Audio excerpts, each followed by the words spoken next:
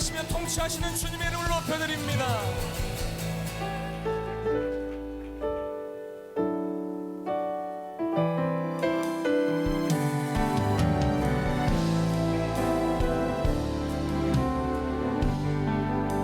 창조의 아버지, 창조의 아버지, 그 섭리 보이사 택하신 세대 일으키어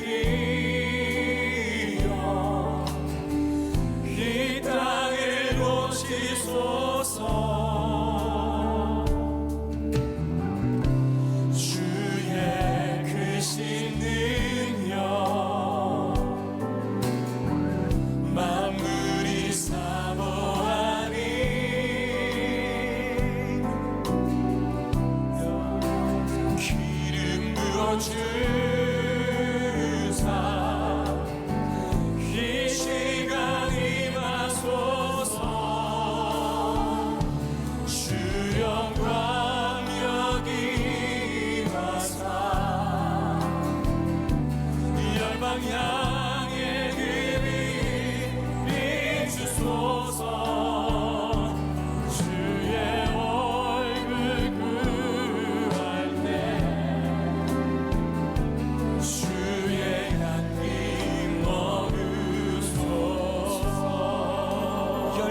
통치자, 열방의 통치자, 세상이 보리라. 진실한 주의 약속으로 교회는 승리하리, 교회는 승리하리. 그를 돌아보사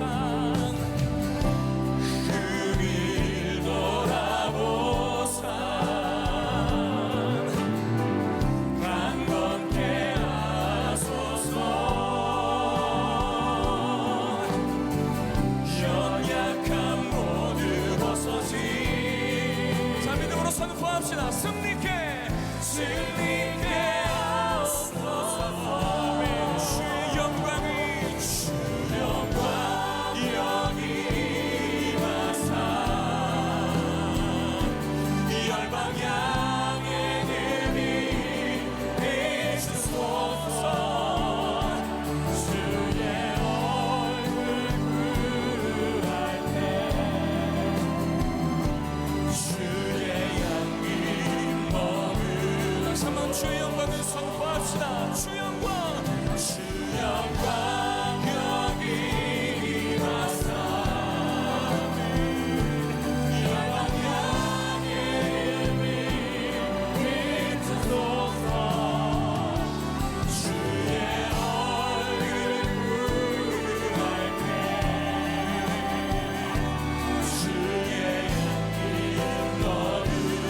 우리 목소리를 높여서 선포합시다. 주 영광, 주 영광 여기 임하사 열방 향해 비추소서. 주의 얼굴 구할 때 주의 양비.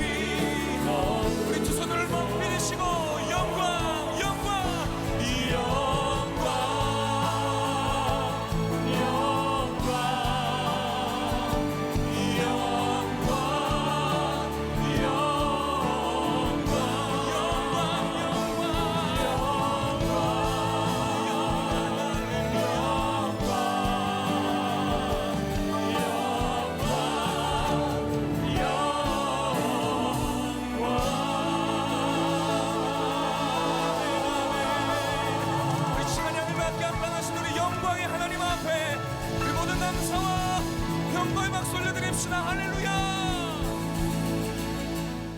어떤 사람이 길을 가다가 물에 빠진 사람을 봤다고 합시다.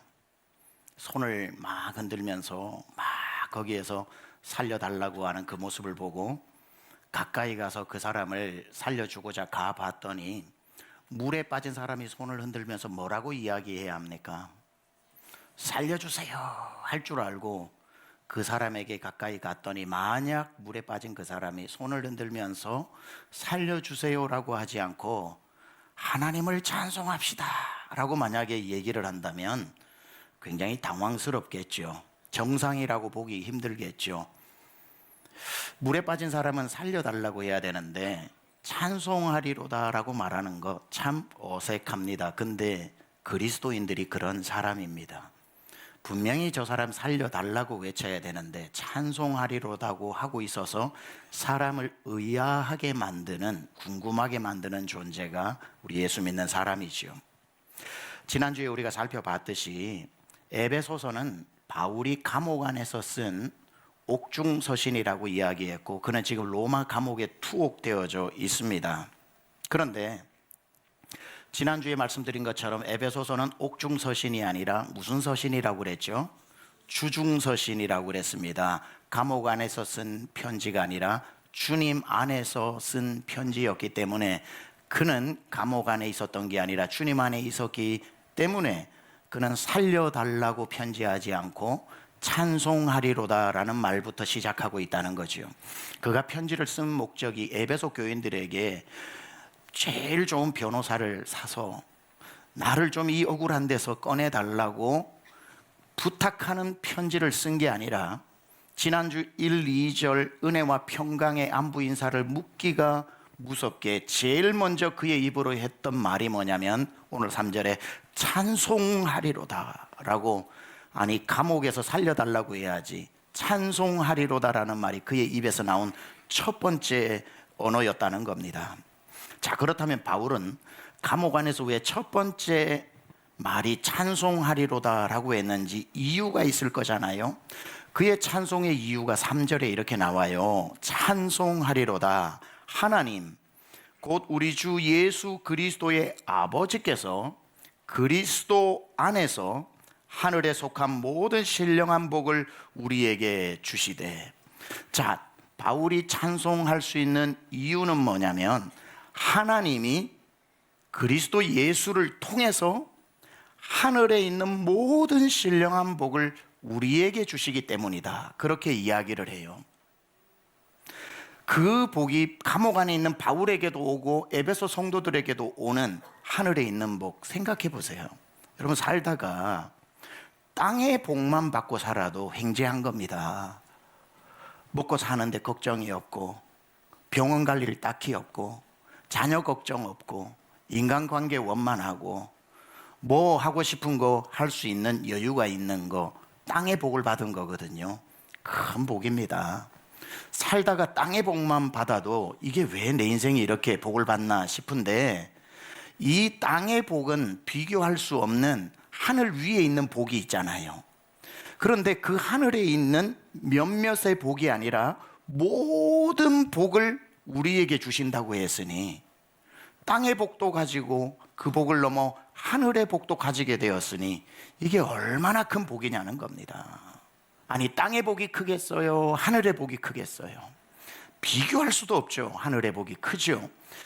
더 좋고 더 위대하고 더 영원한 그 복은 이 땅에 사는 사람들 중에 오로지 성도에게만 내리는 복이기 때문에 성도가 얼마나 위대한 존재인지를 오늘 성경이 말하고 있는 거예요. 에베소서를 하면서 제가 다시 성도로, 다시 교회로, 다시 세상으로 라고 할 때 앞으로 몇 주 동안 우리가 하나님의 자녀되고 성도된 게 얼마나 놀라운 특권인지를 좀 다시 우리가 기억할 필요가 있어서 말씀드리는 겁니다. 성도는 하늘에 있는 모든 복, 몇몇의 복이 아니라 모든 복을 누리는 그러한 사람인데 누구에게만 주어진다? 성도에게만 주어진다. 그래서 인간으로 태어나 받을 수 있는 복 중에 가장 큰 복은 성도가 되는 복이에요. 그래야 땅의 복도 받고 하늘의 복도 받기 때문에 하늘의 신령한 것과 땅에 기름진 것으로 이런 말 하잖아요. 땅에 살 때는 기름진 것을 주시고 우리가 하늘의 복은 신령한 복을 주시는 것. 자, 그렇다면 우리는 태어나서 제일 특권을 가지는 존재가 되어야 한다면 성도가 되는 것이 우리에게 가장 큰 복인데 그럼 누가 성도가 되느냐 이거죠. 오늘 바울이 찬송하리로다 라고 하면서 하나님께서 그리스도를 통해 하늘에 있는 모든 신령한 것을 주시는 성도가 된 것을 찬송하라고 이야기하는데, 그러면은 성도는 어떤 사람이 될 수 있는가 계속 설명하고 있는데, 오직 하나님이 택하신 사람만 성도가 될 수 있다는 거예요.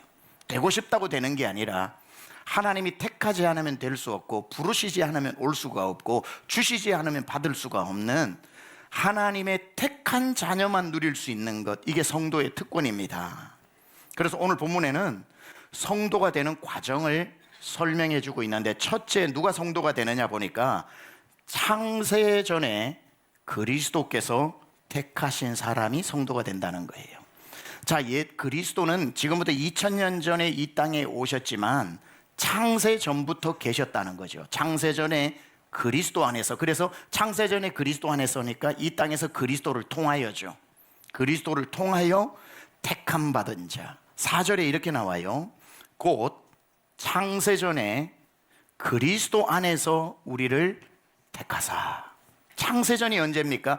창세기에 하나님이 첫째 날, 둘째 날, 셋째 날에서 여섯째 날 우리를 흙으로 빚어 만드는 그 창세 때를 말하는 게 아니라 창세전입니다.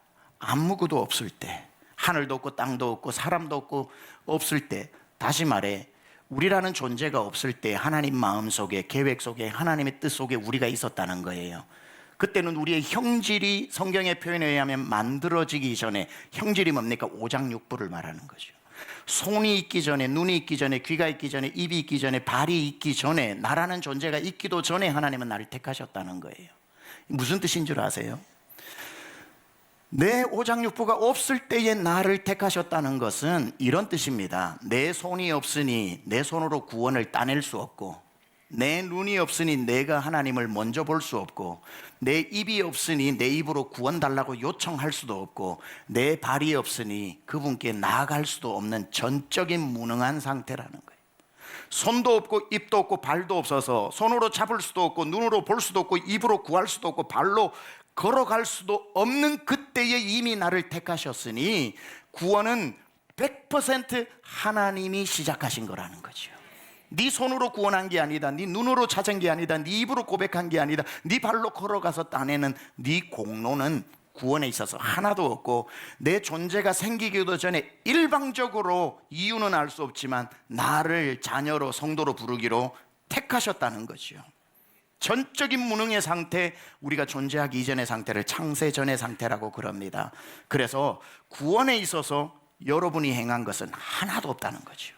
그래서 자랑할 게 없다는 거죠. 은혜밖에는 없다는 겁니다. 그래서 우리가 잘 아는 요한복음 15장 16절에 이런 말씀 나오죠. 너희가 나를 택한 것이 아니요 내가 너희를 택하여 세웠나니. 그래서 우리의 구원은 안전한 겁니다. 하나님이 나의 무엇을 보고 마음에 들어 택하신 게 아니라 내가 있기도 전에 나를 구원하시기로 작정하셨기 때문에 내게 실망할 일도 없고, 하나님은 그냥 내가 존재하기도 전에 그분의 기쁘신 뜻대로 정해버리신 거지요. 찰스 스펄전이 이 부분에 있어서 아주 위트 있는 말을 했습니다. 이렇게 얘기했어요. 하나님께서 창세전에 우리를 택하셨다니 참으로 다행입니다. 아마 지금의 나의 모습을 보셨으면 마음을 바꾸셨을 것입니다. 그래요. 이게 얼마나 다행입니까?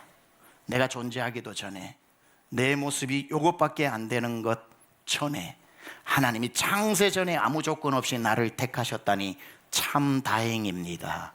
만약 지금 내 모습을 보고 구원할지 말지 생각하셨다면 참 고민하셨을 텐데 말이죠. 창세전에 우리를 택하신, 이게 성도의 어마어마한 특권이라는 거예요.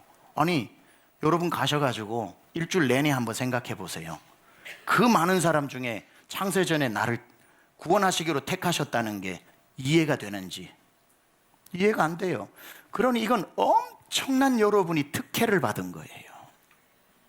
그리고 난 뒤에 성경은 이렇게 얘기합니다. 창세전에 택하신 사람을 두 번째는 구원의 날을 예정하였다. 그래서 11절에도 그의 경륜을 따라 예정하신 때를 따라 이렇게 나오죠. 무슨 말이냐면 5절에 그 기쁘신 뜻대로 우리를 예정하사, 예수 그리스도로 말미암아 자기의 아들들이 되게 하셨으니 이렇게 말하거든요. 자, 첫 번째 여기에 자기의 기쁘신 뜻이에요. 그러니까 우리가 무엇을 기쁘게 해드려서 기분 좋아 주시는 게 구원이 아니라는 거예요. 우리하고 아무 상관없이 그냥 하나님이 우리를 기뻐해 버리신 거예요. No matter who you are, 네가 누구든지 상관없다. I am so delighting because of you. 너 때문에 나는 그냥 기쁘다. 하나님이 구원 주시는 걸 자발적으로 기뻐하셔서 우리가 기쁜 것을 해서가 아니라 그냥 창세전에 우리를 기뻐하셔서 예정하시고 그리스도를 통해서 자녀를 삼기로 하셨던 그것. 그래서 우리는 하나님을 기쁘시게 해야 구원을 받는 게 아니라 구원받았기 때문에 기쁘시게 해드리는 삶을 살아가야 하는 거죠. 그런데 이 예정이라고 하는 게 아까는 택정함이라면, 택하셨다면 예정은 뭐냐면은 이제 여러분을 몇 년 몇 월 며칠 세상에 보내시기로 예정하시고 몇 년 몇 월 며칠이 되어 몇 살이 되면은 내가 누군가를 보내어 복음을 전하기로 결정하셨고, 어떤 사람은 한 번 듣고 믿을게요 할 수도 있고, 어떤 사람은 100번 듣고 믿겠습니다 하는 사람도 있고, 어떤 사람은 20년 동안 안 믿다가 20년 지나서 믿는 것도 몇 년 몇 월 며칠 내가 성령을 보내어 그의 입술을 움직여 예수 그리스도를 구주라 시인하게 만들어서 구원받는 날도 예정하셨다는 거예요. 고린도전서 12장 3절에 그래서 말하죠. 아무도 성령이 아니시고는 그리스도를 주라 시인할 자가 없다. 그러니까 택정하신 그 사람을 예정하여 구원하기 위해서 태어날 날을 예정하시고 복음 듣는 날을 예정하시고 복음을 믿는 날을 예정하셔서 그 사람을 기어이 구원을 시키시는 하나님의 오이코노미아 경륜이라는 말이죠. 그래서 하나님이 그냥 누구를 일방적으로 기쁘게 여기셔서 그를 창세전에 택하시고 때가 이름에 예정된 대로 구원하게 하셨으니, 여기에서 우리 인간이 너 어떻게 구원받았냐 그랬을 때 나처럼 한번 살아봐, 나처럼 한번 기도해봐, 나처럼 착한 일 해봐라고 말할 게 전혀 없으니 우리가 이 구원에 대하여 할 수 있는 일은 유일하게 한 가지밖에 없으니 성도여 찬양하세. 여러분, 하나님의 선택이 너무 불공평하다. 왜 누구는 선택을 안 하고 나를 선택했냐? 그걸 따지기 전에 여러분을 생각해 보세요. 나는 왜 택하셨는지. 내가 이 자리에 있다는 게 말로 설명이 됩니까? 누군가가 있어야 된다고 생각하기 전에 나는 있을 자격이 있냐고요. 근데도 왜 하나님은 그 많은 사람 중에 나를 택하시고 나를 부르시고 나를 믿게 하시고 이 자리에 있게 하시는지 그 은혜를 잊어버리면 안 됩니다. 그러니 성도가 된다는 것은 어마어마한 특권이라는 것이고, 여러분께서 이 자리에 앉아 있는 건 절대로 당연한 것이 아니라 하나님이 부르셨다는 뜻이고, 그래서 앉아 있다는 것입니다. 그 사람이 누구냐면 부자로 성도라고 하는 거예요.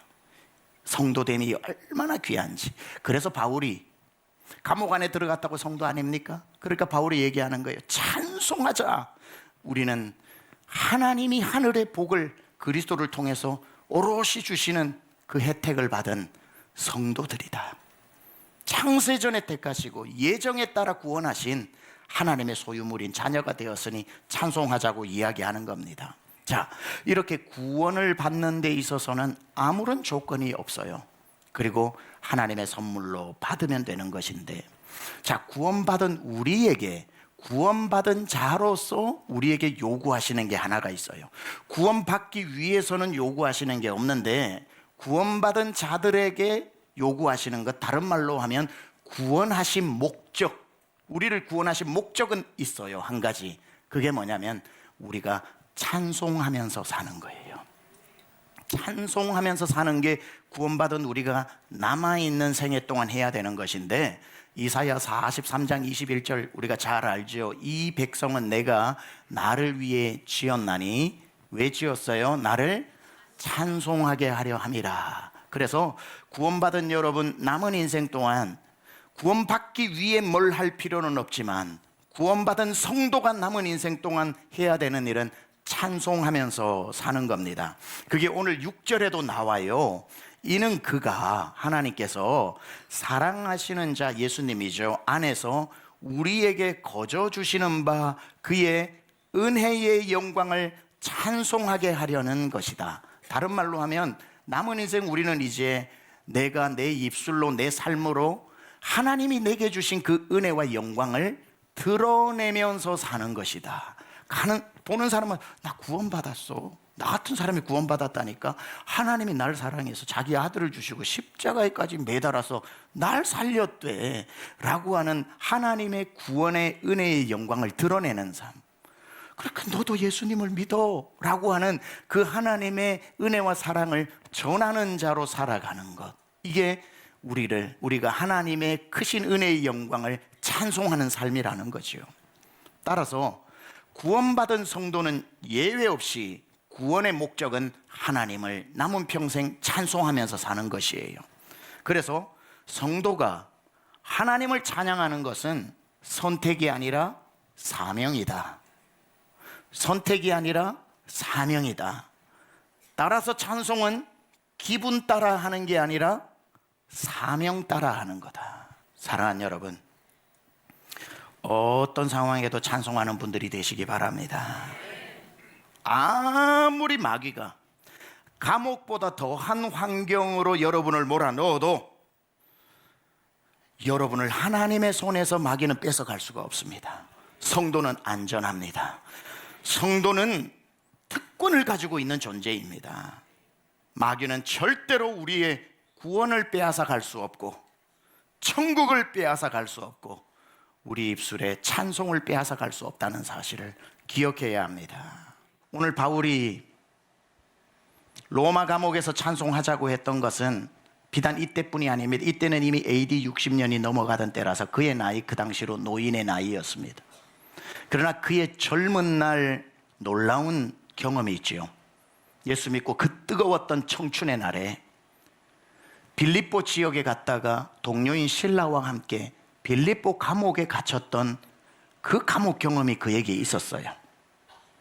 그때에도 그는 그 감옥 속에서 찬송을 했고 찬송을 빼앗기지 않았고 그 어둠 속에 다 옆에 감옥에서는 울고 원망하고 욕하고 있을 때 찬송을 했더니 마귀는 그의 입에서 찬송을 빼앗을 수 없어서 옥문이 열린 것입니다. 찬송을 빼앗기지 마세요. 스탠리 존스라고 하는 인도 선교사님이 계시고 제가 이 책을 소개한 적도 있는데 순례자의 노래라고 하는 자서전이 있어요. 스탠리 존스가 이렇게 이야기를 합니다. 바울과 실라가 한밤중에 감방 안에서 찬송을 부르고 있었다. 그들이 높은 음의 찬송을 부르자 하나님께서 낮은 음을 대신하여 지진을 일으켰다. 와, 되게 멋진 표현입니다. 이제 알 것 같아요.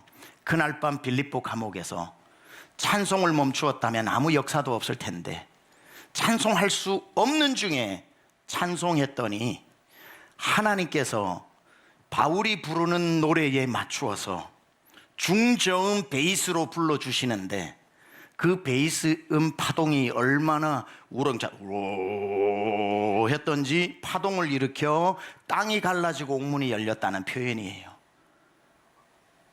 What an amazing story. 얼마나 멋진 이야기입니까? 재밌는 일은 이 말 가지고 상상을 제가 한번 해봅니다. 내가 찬송할 때 하나님 오늘 제가 소프라노로 부를게요.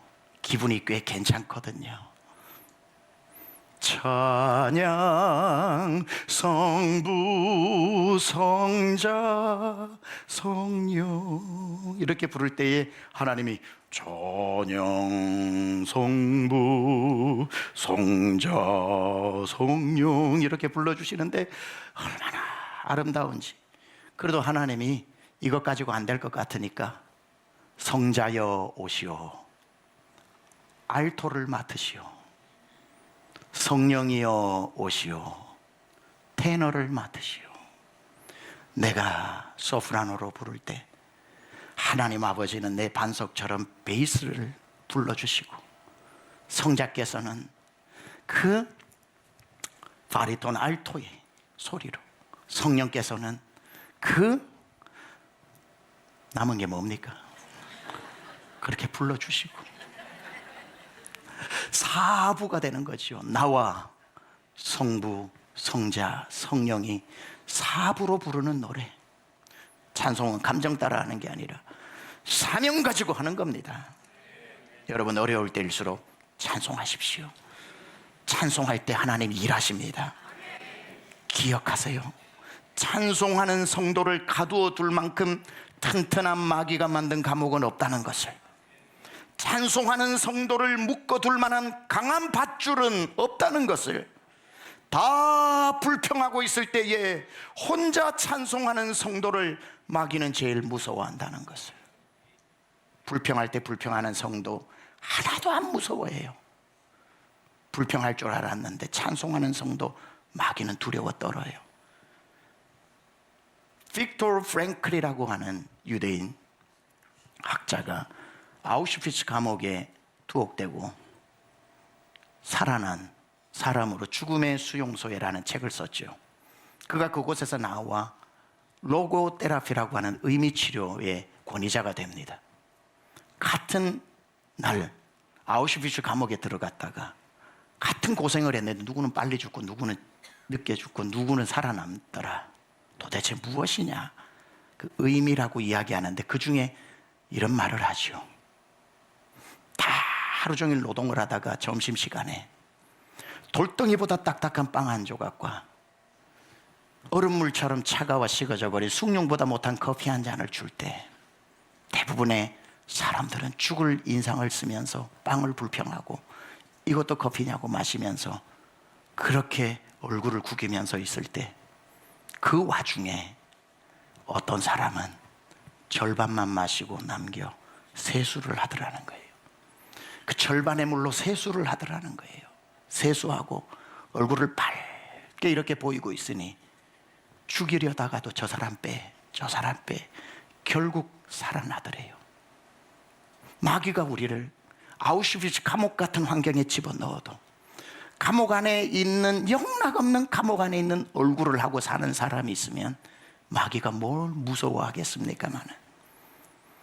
그러려리라고 생각을 했는데 얼굴을 들고 찬송하는 얼굴을 봤을 때 마귀가 어떻게 두려워하지 않겠습니까? 나 저 사람은 못 죽이겠다. 다 불평하는 순간 고개를 들고 하나님과 화음을 맞추어 노래하는 사람, 어느 마귀가 그 사람을 이기겠냐고요. 그래서 제가 이런 말 한번 만들어 봤습니다. 성도가 기도하면 마귀는 떨고 성도가 찬송하면 마귀는 도망간다. 우리 주먹 쥐고 이거 한번 외쳐야 됩니다. 시작. 성도가 기도하면 마귀는 떨고 성도가 찬송하면 마귀는 도망간다. 아멘. 어려운 중에 기도를 시작하면 마귀는 도망갈 준비를 하면서 부들부들 떨고 있다가 기도를 넘어 찬송을 시작하면 안 되겠구나 하고 도망간다 이 말이에요. 성부, 성자, 성령이 함께 화음을 맞추어 부르는 찬송 앞에 어느 마귀가 버틸 수 있겠어요? 바울이 지금 그 얘기하는 거잖아요. 나는 이 감옥 안에서 성부, 성자, 성령과 함께 찬송한다. 오늘 본문에서 바울은 우리가 총 12구절을 읽었는데 여기에서 찬송이라는 단어를 4번 쓰고 있어요. 감옥 안에서 어떻게 어울리지 않는 네이버에 찬송이라고 한번 쳐보세요. 밑으로 연관 검색어가 쭉 바로 내려와서 뜰 겁니다. 찬송 옆에 감옥이라고 하면 쳐보세요. 연관 검색어로 찬송이라는 게 뜨나? 감옥과 찬송은 연관 검색어가 아니에요. 그런데 바울은 감옥 안에서 계속 찬송이라고 이야기하고 있는 이유는 뭐예요? 지난주에 그렇게 말씀드렸습니다. 그는 감옥 안에 있는 것이 아니라 주님 안에 있기 때문에 주님 안에와 찬송은 연관 검색어잖아요. 주 안에 있는 나에게 땅 근심 없는 것이요. 그래서 오늘 이 12구절 안에 10번을 반복하고 있는 단어가 있어요. 바로 주 안에서, 그리스도 안에서, 그분 안에서라는 말입니다. 3절에 그리스도 안에서, 4절 그리스도 안에서, 6절 그가 사랑하시는 자 안에서, 7절 그리스도 안에서, 9절 그리스도 안에서, 10절 그리스도 안에서, 11절 그 안에서, 12절 그리스도 안에서, 13절 그 안에서, 그리고 또 한 번 더 그 안에서 10번이나 12구절 안에 10번이나 그는 나는 감옥 안에 있는 게 아니라 그 안에서, 주 안에서, 그리스도 안에 있다고 기억하셔야 돼요. 찬송을 빼앗기지 않기 위해서는 여러분은 주 안에 있다는 것을. 요한일서 5장 18절 하나님께로부터 온 자 예수 그리스도가 우리를 지키심에 악한 자가 만지지도 못하리라 그랬는데, 내가 감옥 안에 있지 않고 환경 안에 있지 않고 문제 안에 있지 않고 주 안에 있다는 것을 잊어버리지 않는 사람은 어떤 상황에도 찬송을 멈추지 않습니다. 왜냐하면 찬송하는 중에 하나님은 일하고 계시기 때문에, 나와 함께 그 일을 하고 계시기 때문에. 자, 오늘 본문에 찬송이라는 단어가 4번 등장한다고 그랬는데, 이 4번의 단어 중에 찬송하라, 찬송하리로다, 찬송하자라고 이야기하다가 한 번은 찬송이 굉장히 특이한 방식으로 소개되고 있습니다. 찬송하라, 찬송하자, 찬송하리로다가 아니라 찬송이 되라 이렇게 말합니다. 찬송이 되라. 그래서 오늘 제목이 찬송이 되는 삶으로라는 제목인데, 오늘 뭐라고 여기 보니까 12절에 나와요. 이는 우리가 그리스도 안에서 전부터 바라던 그의 영광에 찬송이 되게 하려 하심이라. 찬송 부르는 사람의 종류가 3종류더라고요. 첫 번째, 제일 베이직, 찬송할 일이 생겼을 때 찬송하는 사람. 예수 믿고 가장 기초적인 사람.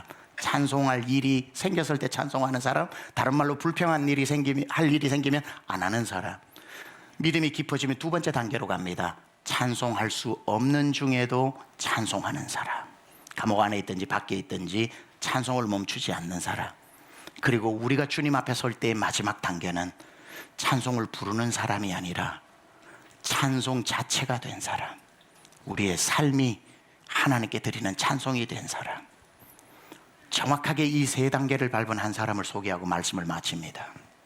지금부터 100년 전에 살았던 호레이쇼 스패폴드라고 하는 사람의 이야기가 우리에게 감동을 줍니다. 뉴욕에서 태어났고요, 시카고에서 변호사가 되어 엄청난 부를 거머쥐게 됩니다. 믿음이 좋았고 지역교회 집사님이었어요. 이 스패폴드가 그 당시에 시카고를 중심으로 사역하던 D.L. 무디 목사님의 미니스트리에 함께하면서 막대한 재정 지원을 합니다. 그리고는 D.L. 무디 목사님이 전 세계적으로 사역을 하러 갈 때 함께 동행하기도 했고요. 하나님이 계속 복을 주십니다. 또 복을 주셔요. 그래서 그가 얼마나 출세를 하냐면 시카고에서 투자하는 것마다 돈을 거머쥐고, 그리고 미시간 호수가 바다보다 넓은 그 전경이 아름다운 미시간 호수가 내려다 보이는 시카고 다운타운의 별장까지 마련하게 됩니다. 그런데 우리가 잘 아는 1800년대에 있었던 시카고 대화재가 일어나게 되면서 자기가 사두었던, 투자해두었던 모든 것들이 다 잿더미 속에 시카고 다운타운 전체가 불에 타버리고 맙니다. 모든 것을 잃어버리고 모든 것을 이제 마음까지도 무너져 내린 그에게 주치의가 이렇게 이야기합니다. 당신이 다시 회복되기 위해서는 잠시 쉼이 필요합니다. 가족들과 함께 영국이나 유럽으로 가서 휴가를 다녀오라고. 들어보니 그 말이 맞는 것 같아요. 너무 바쁘게 살아온 것 같아요.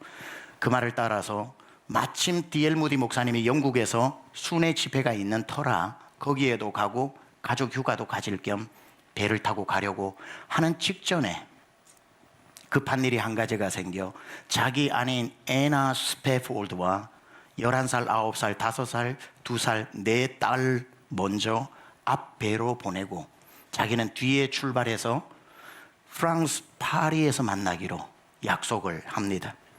그렇게 출발했던 아내와 4딸을 실은 그 배는 대서양 한가운데로 지나가다가 그 배가 빌르 드 아브르라고 하는 배인데 1873년 11월 22일 대서양 한가운데서 영국에서 건너오던 배 록엉과 정면 충돌하게 되었고 350여 명, 60여 명 타고 있던 그 배 안에 226명이 목숨을 잃게 됩니다.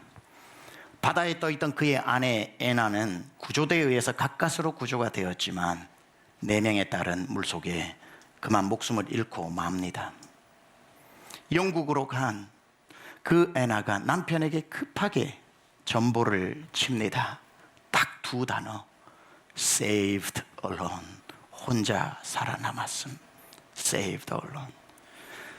스패폴드는 그 아내를 만나기 위해 배를 타고 대서양을 건너가는데 얼마나 마음이 침통하고 얼마나 마음이 아팠겠습니까?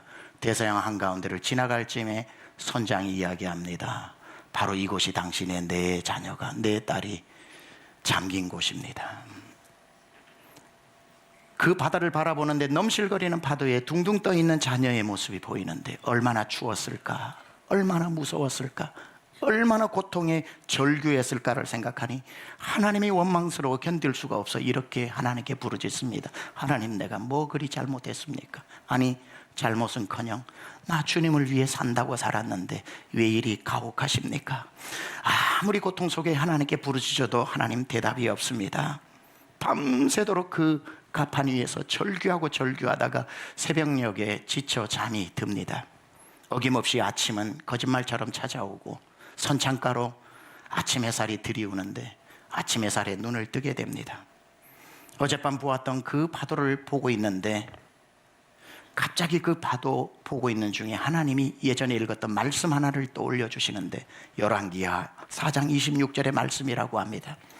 너는 달려가서 그를 맞아 이르기를 너는 평안하냐, 내 남편이 평안하냐, 아이가 평안하냐 하라 하였더니 여인이 대답하되 평안하다 하고, 갑자기 그의 마음에 도저히 들어올 수 없는 마음 하나, peace, 평안이라는 마음이 들어오는데 자기가 하나님께 물었어요.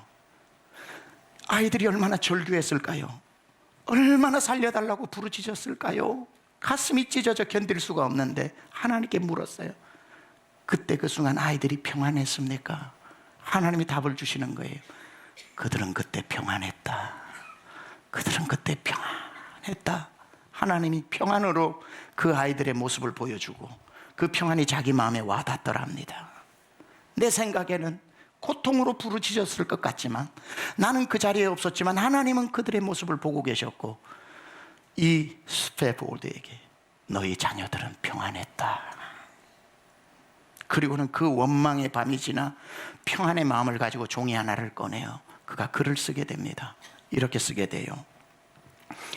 When peace like a river attendeth my way. 내 인생에 강물 같은 평화가 밀려올 때도 When sorrows like sea billows roll.